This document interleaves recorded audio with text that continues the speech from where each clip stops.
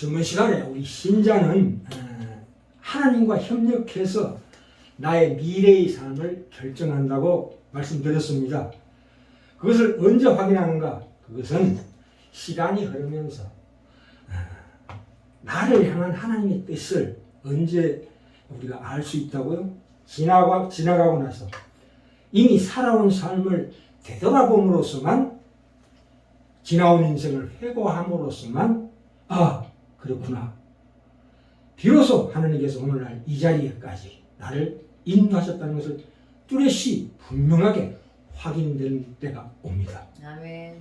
그때까지는 우리의 한순간도 그 에너지를 오늘 하루에 집중해서 하나님의 뜻이 무엇인가를 우리가 실행하도록 노력해야 합니다. 아멘. 그렇죠? 하나님은 특별히 나타나실 때는 분명히 나타나 주십니다. 확실하게 믿으셔야 합니다. 아멘. 먼저 하나님의 나라와 그 의를 구하라. 이것이 우리에게 주신 지상 명령이고 오늘 하루 내가 해야 될 참으로 귀한 하나님의 말씀이십니다. 하나님의 뜻과 나의 생각은 일치합니다. 히브리서 11장에 보시면 믿음의 허다한 정인들이 나와서 그 얘기를 합니다. 하나님의 뜻이 바로 나의 뜻이었구나. 우리가 오늘 마태복음 5장 1절부터 6절 사이의 말씀, 이것은 뭐냐면 하나님의 그 창대한 빛 앞에 선 나의 모습을 보는 거거든요. 그때 무슨 생각이 들까요? 심령이 가난하고 애통해지고 온유해지고 그렇게 되는 겁니다. 그죠? 아멘. 하나님께서는 직접 우리에게 나타나시지 않습니다. 99.99%.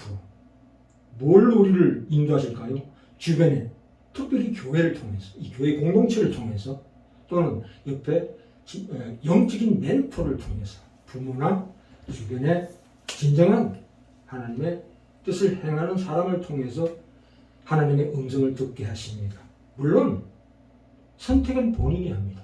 내가 이리로 갈 것인가 저기로 갈 것인가는 본인이 선택하지만 그 결과는 고스란히 본인이 받습니다. 물론 내가 실패한 선택을 할지라도 하나님은 그것을 나중에 역전시켜 주시지만 아멘. 긴 세월 동안 어두운 터널을 통과하게 하십니다. 죄송한 표현이지만 우리 처형께서 믿지 않는 사람과 결혼해가지고 오늘날 이렇게 거의 35년 동안 이렇게 긴 터널을 지나가잖아요. 그게 하나님의 뜻이라고요. 쉽게 얘기하면 그게 하나님의 뜻이라고. 그래서 참 우리가 이 시간에 그 연장선상에서 오늘 그 이유에 대해서 왜 하나님께서 주님께서 산상을 수으면서 이 말씀을 하셨는가를 따져보고자 합니다. 우리 영혼의 신비에 대해서. 예. 자, 오늘 제목이 심령이 가난하다. 애통해하는 것은 말씀이 비로소 내 몸 육체가 육화되는 성육신하신 예수 그리스도처럼 우리도 말씀으로 육화되는 그 시작입니다. 출발입니다. 예. 우리가 보통 세상적인 도덕적인 가치가 있어요. 양보하라, 또는 용서해라, 또는 봉사하라, 선행하라 이런 덕목들이 있지만 우리가 하나님을 믿지 않고 예수 안에 있지 않고 이런 일을 행하는 것은 속이 변하지 않은 채로 겉만 번들하게 행동하는 거다 이 말입니다. 우리가 이 심령이 가난하고 애통하고 온유하고 의해주리고 목말른다는 것은 하나님과 관계를 맺고 있을 때 처음 나타나는 현상이에요. 영적인 현상이라고, 내 영혼의 현상이다 이 말입니다. 우리가 존재 상태가 변하지 않은 채로 얼마든지 이런 선한 것들을 할 수가 있지만 그것은 생명하고는 전혀 무관합니다. 세상에서 인정받을지 모르지만 우리는 우리의 존재가 바뀌었기 때문에 발생하는 그 열매입니다. 이거는. 내가 선행을 하고 양보를 하고 용서하고 봉사하고 사랑하고 이런 모든 것들은 우리가 내가 하나님 안에 있기 때문에 나오는 그 덕목들이에요. 내 존재가 변해서 단순히 doing이 아니고 내가 뭔가를 한다는 게 아니고 내 존재 being 존재가 바뀌어서 나오는 현상들이거든요. 그 하나님 예수 그리스도의 그 생명이 나를 통해서 발현되는 거다 이 말입니다. 그죠? 아멘. 그러니까 우리 존재가 바뀌었다는 것은 우리가 예수 그리스도 안에 있고 예수 그리스도께서 우리 안에 있다 이 뜻입니다. 아멘. 7장 볼까요? 마태복음 7장에 17절 봅시다. 17절 열매로 그 나무를 안다 이렇게 나오지요. 그럼 무슨 얘기입니까? 이와 같이 좋은 나무마다 아름다운 열매를 맺고 못된 나무가 나쁜 열매를 맺는다. 그렇죠. 우리는 요한복음 15장에 나오지요. 예수 그리스도는 참 포도나무요 거기에 접붙인 가지다 이게. 내가 가만히 있어도 막말로 가만히 있어도 이게 열매가 맺히게 되어 있어요. 물론 처음에는 속이 변하지 않더라도 아직 변한 그런 것을 느끼지 못하더라도 행하면 행할수록 내 속에 변하는 것이 더욱더 굳건해지고 신앙이 깊어지더라 이겁니다. 그죠? 요한복음 15장 펴볼까요? 요한복음 15장에 예수님께서 이런 말씀하셨습니다. 내가 참 포도나무요 내 아버지는 그 농부라. 그죠? 10절에 보시면 내가 아버지의 계명을 지켜 그의 사랑 안에 거하는 것 같이 너희도 내 계명을 지키면 내 사랑 안에 거하리라. 계명이라는 게 뭡니까? 하나님을 사랑하고 이웃을 내 몸같이 사랑하라는 거죠. 내가 이것을 너희에게 이루면 내 기쁨이 너희 안에 있어. 너희 기쁨을 충만하게 하려 함이니라. 그죠? 아멘. 서로 사랑하라 이 뜻입니다. 그러니까 우리는 그리스도와 연합하여 마음이 주를 닮는 것이다. 그리스도의 성품과 인격으로 존재하며 행동하는 존재다. 그것을 우리가 왕 같은 제사장이라고 부릅니다. 그죠? 그런데 이 소망이 내가 가지고 있는 소원이 이 세상에만 있으면 심령이 가난해지지가 않습니다. 소망이 이 세상에 있으면 세상에 속한 모든 것들이 다 좋아 보입니다. 그렇죠? 심령이 세상으로 가득하면 안 된다. 이게 육신의 정욕과 안목의 정욕과 이생의 자랑, 항상 세상의 것을 더 움켜쥐기 위해서 열심히 애쓰고 있는 것들로는 이 심령이 가난하고 애통해지지 않습니다. 그러니까 세상 누구하고 비교하고 또는 자랑하기도 하고 또 낙담하고 우월감과 그 열등감이 왔다 갔다 교차하는 거죠. 그런 삶을 살아갈 수밖에 없어요. 그는 비참한 삶입니다. 그죠? 일반 사람들은 심령이 가난한 걸 별로 좋아하지 않습니다. 사람들은 만족감이 충만한 상태를 좋아하지 심령이 가난한 걸 싫어한다고요. 그러나 요한일서 2장 15절부터 17절에 이 말씀 나오지요. 이 세상에 있는 것들을 사랑하지 말라. 누구든지 세상을 사랑하면 하나님의 사랑이 그 안에 있지 아니하다. 아멘. 그죠? 인간은 누구나 고통당하는 걸 싫어합니다. 환난을 싫어한다고요. 기쁨과 행복을 추구합니다. 그것이 바로 궁극적인 하나님의 형상이에요. 왜 하나님께서 우리 마음 가운데 이런 마음을 심어주셨을까요? 왜 고통을 싫어합니까? 기쁨과 행복을 왜 추구합니까? 그것은 하나님의 형상이에요. 영원한 천국을 바라보고 살아라. 이 뜻입니다. 그럼 불신자들, 신자들 마찬가지인데 불신자는 깨닫지 못하고 더 이상 나가지 못하죠. 신자는 그렇지 않습니다. 고통과 슬픔이 얼마나 안 좋다. 기쁨과 행복을 추구해야 된다. 그랬을 때 예수를 잡는 겁니다. 진정한 기쁨과 행복이 어디 있는가? 예수 안에 있다 이 말입니다. 아멘. 아까도 말씀드렸지만 이 말씀을 벗어나면 긴 터널, 그 광야의 길, 이 믿음의 선조들을 보면서 그 광야를 짧게 가는 것이 성령의 교훈입니다. 그렇죠? 40년 동안 돌아갔잖아요. 우리에게 왜 그걸 보여주시는 거예요? 그렇게 가지 마라 이거예요. 돌아가지 마라. 그거는 극한 뭐라고 해요? 고난이다. 환난이다. 자초한다. 이렇게 나옵니다. 그렇기 때문에 그러지 마라. 하나님의 내가 지금 당하는 이 세상의 삶은 하나님 형상으로 회복되고자 하는 하나의 고통이다. 그 영혼의 갈망이다. 이렇게 생각하시면 돼요. 그러므로 고통이라는 것은 뭡니까? 한마디로 선물이다. 아멘. 선물이죠. 왜 선물입니까? 고통을 겪어야 세상이 이거밖에 안 되는구나 깨닫는 거죠. 그렇죠? 고통이라는 것은 내게 고통이 있다는 것은 육체적으로나 영적으로 고통이 있다는 것은 확실하게 살아있다는 증표예요. 죽은 사람은 고통을 느끼지 못합니다. 그렇죠? 그것이 신체적인 고통이든 마음의 고통이든 이 신체적으로 보셔야 돼요. 눈을 봅시다. 눈이라는 것은 두 가지를 동시에 체험할 수 있어요. 햇빛에 빛나는 아름다운 꽃이 피어있는 평화로운 들판을 바라봤을 때 얼마나 행복합니까?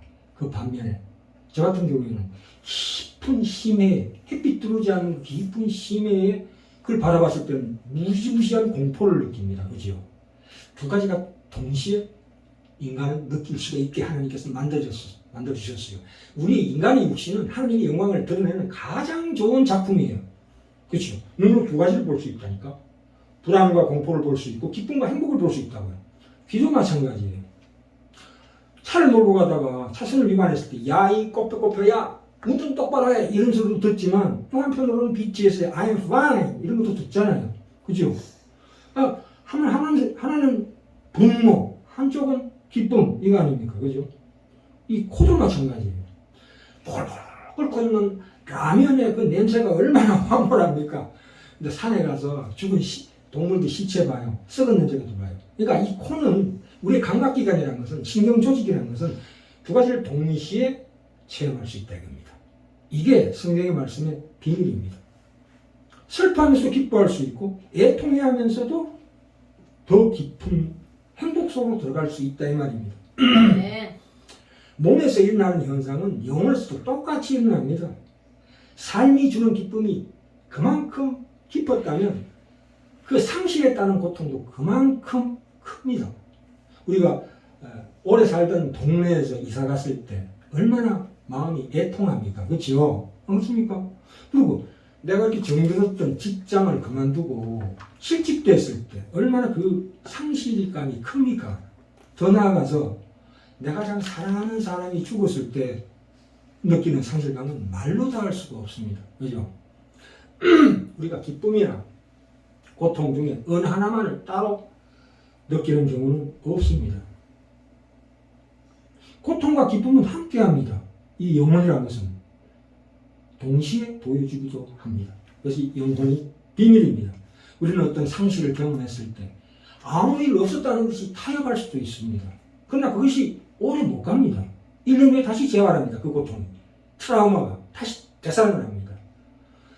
부인하고 또한 몰입합니다. 뭐 TV에 열중한다거나 어떤 다른 쾌락에 빠진다거나 비싼 옷을 산다거나 이렇게 해서 피하려고 봅니다. 어떤 내 삶에 다가오는 여러 가지 두려움이나 애통이나 슬픔을. 그러나 그것은 결국 어디로 갑니까? 중독 증세로 발전하게 됩니다. 그렇죠? 또한 분노합니다. 이 시편에 보면 하나님을 향해서 분노하는 시입니다. 전부 다. 하나님 왜 나를 이렇게 놔두십니까? 왜 그런 시편에서 하나님을 원망합니까? 좀 말이 이상하지만 그래서 하나님을 믿기 때문에 분노하는 거예요. 하나님한테. 왜? 하나님은 내가 하나님을 향해서 원망해도 하나님은 나에게 보복하시지 않으신다. 두려움이 없는 마음이에요. 그게. 그렇잖아요. 부모한테 뭐라고 그러잖아요. 그거와 똑같아요. 아빠, 아버지한테. 하나님 저를 왜 이렇게 내버려 두십니까? 이 고통이 나와야 된다는 이 얘기예요. 아멘. 네. 참으로 우리 인생은 가만히 따지고 보면 참으로 하나님께서 우리 인도하신다는 걸 정확하게 알 수가 있습니다. 그렇죠? 네. 네. 이 욥기에 보시면 욥기 7장에 나옵니다. 이 욥기 7장에 피지 마십시오. 제가 읽겠습니다. 이 영적인 감각이 내가 하나님 앞에 면전에 서 있다는 감각이 어떤 것인가 정확하게 나와 있습니다. 욥기 7장에 사람이 무엇이간데 주께서 나를 그렇게 크게 보십니까? 그에게 마음을 주시고 나에게 하나님께서 왜 마음을 그렇게 두십니까? 아침마다 권징하시며 분초마다 시험하시나이까. 그렇죠? 주께서 내게서 눈을 돌이키지 아니하시며 나의 침 삼킬 동안도 나를 놓지 아니하시기를 어느 때까지 하시리.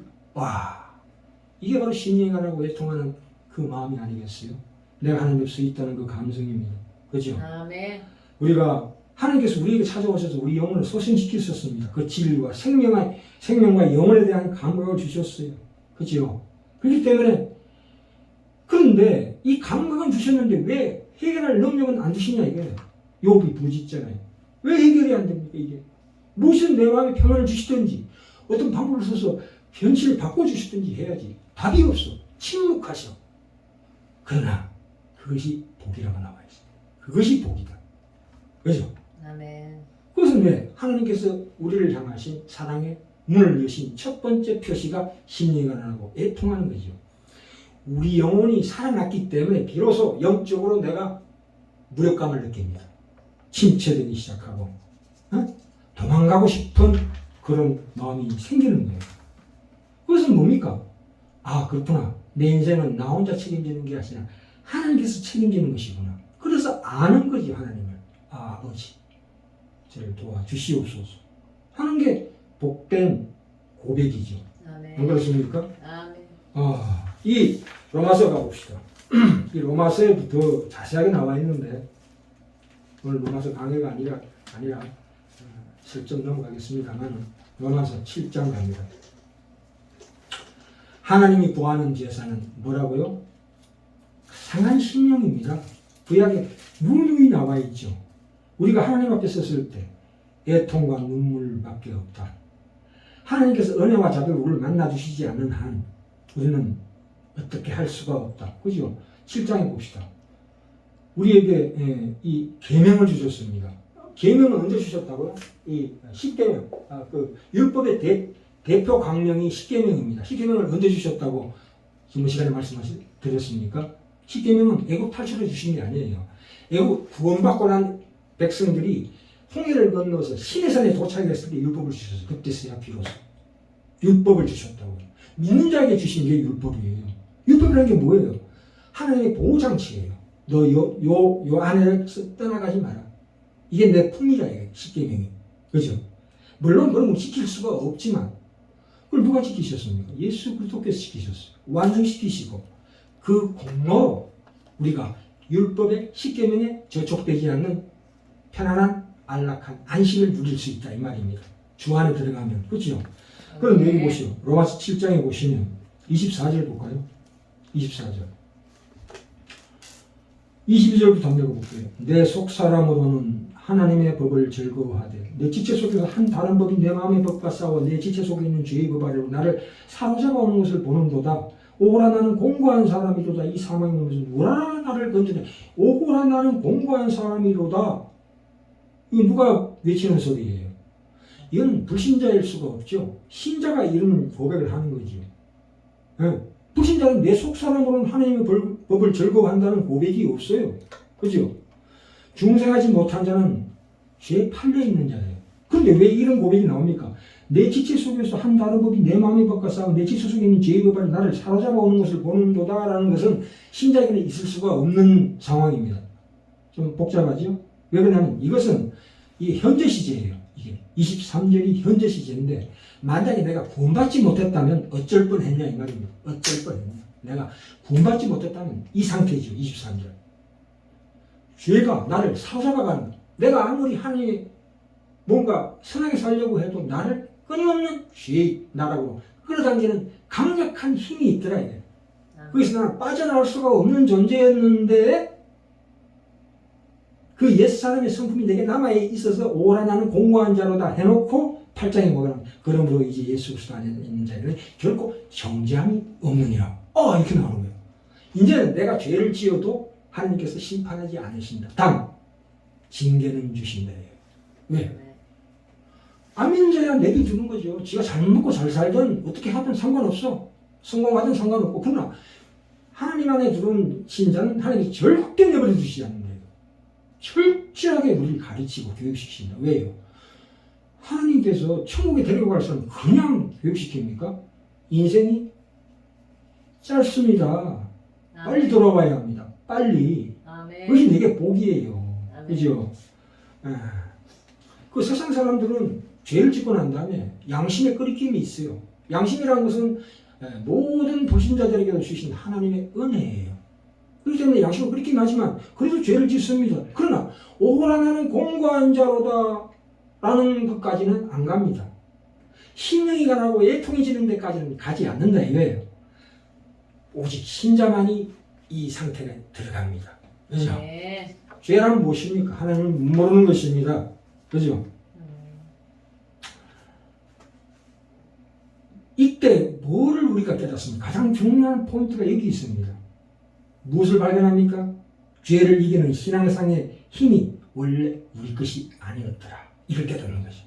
아, 그렇구나. 내가 그토록 뿌리치고 싶었던 죄가 죄를 뿌리치는 그 힘이 내게 원래 없었더라. 그걸 깨닫는 거야. 그 뿌리가 어디 있어요? 아, 그게 예수 안에 있는 거구나. 아멘. 그죠? 그렇지 않습니까? 그것이 비록 내 삶 가운데 내 책임이지만 그 뿌리는 어디 있다? 예수 안에 있다. 아멘.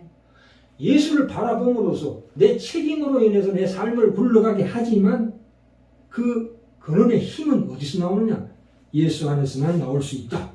아멘. 이 마태복음에서 나오는 신인하고 애통하다는 것은 하나님 앞에서의 자기 확인이죠. 자기 확인이라고. 내 신앙의 뿌리와 힘의 근원이 어디 있느냐? 십자가에 있다 이거예요. 아멘. 신자된 현실 속에서 내 신앙생활의 실패를 통해서 그것을 본다 이거예요. 아이고 큰일 났군. 하나님 나를 외면하지 말아 주시옵소서. 그러나 내 책임입니다. 왜요? 공부는 내가 해야지. 숙제를 대신해 주는 사람 없습니다. 그 환경은 다 하나님께서 만들어 주시지만 숙제는 내가 해야 합니다. 이제 이 책임이라는 게 얼마나 중요한지 몰라요. 신앙이 어느 정도 잘하잖아요. 책임 없는 신앙은 헛겁니다. 헛겁. 야고보서 나오죠. 행함이 없는 믿음은 헛거다. 지나보면 알아요. 살아보면 안다고. 이게 얼마나 나를 힘들게 하는 것인가. 그죠? 인간에게 선택이라는 행위를 주신 하나님께 감사합니다. 아멘. 내가 선택할 수 있다. 인간이라는 것은 정신적으로나 육체적으로나 극심한 절체절명의 상황에서도 이 영적으로는 자유롭게 정신적으로 정확하게 뭔가를 선택할 수 있는 능력을 하나님께 우리 주셨다. 아멘. 그러므로 고통이라는 것은 우리 삶에서 결코 떼어낼 수 없는 일부분이다. 이거. 떨쳐버린 게 아니고 그게 나의 일부분이다. 이거. 죽음이라는 게 그렇잖아요. 떨쳐버릴 수가 없죠. 그렇다면 고통과 죽음이라는 것은 우리가 함께 가는 삶이다. 그렇게 이해하시면 돼요. 아멘. 결코 우리 속에서 우리 삶 속에서 고통을 떠나게 할 수 없어요. 왜? 계속 고통을 주십니까? 하나님께서 천국을 사모하라고 주시는 거죠. 영혼은 마치 풍선 같아요. 풍선. 슬픔을 당해도 금방 이겨낼 수 있는 탄력성을 가지고 있다 이 말입니다. 영혼은 고통을 통해서 야 비로소 잘할 수 있다. 아멘. 우리 어떤 상실을 겪을 때마다 아까 말씀드렸죠. 어떤 분노, 침체, 절망, 번민 견뎌낼 수 있도록 해준다. 그러니까 영혼이라는 것은 그 상급, 고통과 기쁨을 동시에 경험하는 능력을 소유하고 있다 이 말입니다. 아멘. 우리가 어둠과 빛을 동시에 경험하지요. 밤을 경험하지요. 그리고 아침을 경험하잖아요. 밤이 깊어지면 아침이 오는 법입니다. 꿋꿋하게 참아가면 그다음입니다. 겨울 추위를 견디는 나이테가 깊어지는 것처럼 그죠? 부러지지 않고 대나무가 그 마디가 강력하게 생기는 것처럼 그게 성장통이다. 하나님 형상을 회복하기 위한 성장통이라고 생각하시면 됩니다. 아멘. 영혼이 죽은 사람은 이 성장통이 없습니다. 우리가 고통의 깊은 계곡을 지날 때 비로소 우리 성품도 다져지고 아멘. 그 고통의 계곡은 우리 영혼을 빚어가는 계곡입니다. 그죠?